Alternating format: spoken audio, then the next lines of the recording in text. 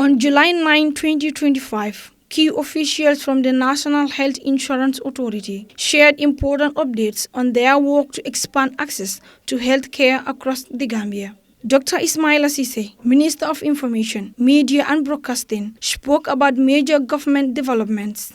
The first update that we will announce today is the foundation stone laying for the deep sea port in Sanyang. We wish to inform the public that in the middle of the world, whichever direction you take, you go to another continent. So therefore, this deep sea port will boost our maritime potential and transform us into a regional maritime hub. The second update is from the Ministry of Information, Media and Broadcasting Services, which is our own ministry, which is the conditional lifting of radio broadcasting license moratorium. Following a cabinet decision on July 1st, 2025, government approved the conditional lifting of the moratorium on new radio and broadcasting licenses. Licenses will now be issued to applicants who meet the following conditions. 1. The proposals that serve rural or undeserved communities. 2. Commercial radio stations with technical and financial capacity for nationwide coverage.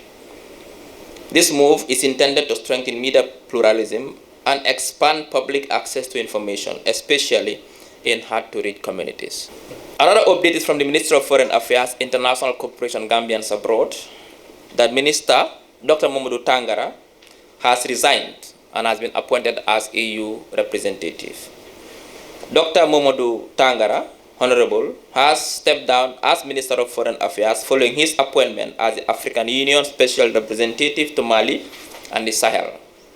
Aliu Show, Membership Manager at NHIA, outlined challenges the authority face and introduced a new program designed to improve healthcare services for members. Our system had some challenges in accepting non-Gambians and even some Gambians because the health insurance card is being linked to the birth certificate. As per our act, once you are a resident of the Gambia and you are a Gambian, you are eligible. But for the birth certificate, there are other requirements that are attached to the birth certificate. And that is causing some challenges for some of the women coming to the health facilities. Again, we are implementing a project to ensure that that challenge is also eliminated. Through the Ministry of Communication and JICTA, we working on disintegrating the two systems. So now what the government of the Gambia is doing is to build a system that is going to generate a national NIN number for every resident of the Gambia or for every newborn that is born. So from birth till death, each Gambian is expected to have one NIN number. Dr. Hassan Jai, Director of Services, detailed the various screens in place to provide comprehensive health coverage for all NHIA beneficiaries. So the credentialing is also a very high level quality standard that any facility that wants to be part of the scheme should attain in terms of having the right staff mix, having the right medical stock and all that. If you meet that threshold, then you will be eligible. Of course, there will be an assessment before you are.